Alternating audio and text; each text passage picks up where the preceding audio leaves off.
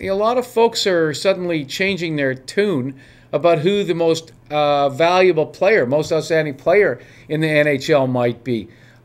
Because not long ago, it was a no-brainer that it was going to be Sidney Crosby, but he's out. There are those who don't think he'll be back this year.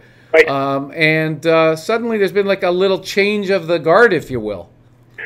Yeah, there's a lot of players that have started to play well down the stretch here. We've only got 9 or 10 games left. Yeah. If you look at the standings right now, I think there are some teams that, certainly the Winnipeg Jets are one of them. They're in single figures.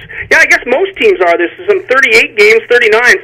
The majority of the teams left in the league are into single figures remaining on their schedules. And so now it's starting to get really serious about who are the top players in the league. And more people are looking at Jonathan Toews. And it was Mike Penny, the Toronto Maple Leafs scout out here in the West, who said to me that he hasn't seen all the teams this year, but of all the teams he's seen, Jonathan Toews is clearly the best player. Okay. And the other interesting name that they're tossing around, and who would have thought this, 4 weeks ago? Yeah. Alexander Ovechkin. Yeah, I wouldn't have thought that 2 weeks ago, frankly.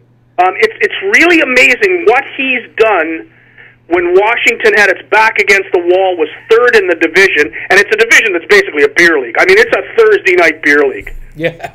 You look at Tampa and Carolina and Florida, those teams are pathetic. Winnipeg's not that good. It's been able to ambush a few people, and Washington was playing down to their level. And they were in a situation, I had a great conversation with Jimmy Devellano, the vice president of the Detroit Red Wings in Tampa one night, and he said the scariest thing about that Washington team is they're incredibly good, but Adam Oates is too nice a guy. Adam Oates is the kind of guy who should be the coach of a team that's kind of self-motivating, like maybe the Boston Bruins. Right. But as the Washington Capitals, a team with a reputation for being pretty lazy, he had a fear that Adam Oates would never be able to get this team out of its funk. Well, maybe it wasn't Adam Oates. Maybe it was Alexander Ovechkin. On the weekend, Washington had to win to stay in the race with Winnipeg. They not only won, they won back-to-back. Ovechkin had 2 goals in both games. And now they're 2 points ahead of Winnipeg with a game in hand and probably have clearly the upper hand. They've gone 18-9-1 since February 7th. Which, they've done it very quietly. Like, it really, yep. You haven't really noticed how much they flourished lately and how great Ovechkin has been again. It's amazing. Somebody lit a fire under him, whether it was line mates, teammates, whatever the reason. Maybe it was Alexander Semin's $35 million.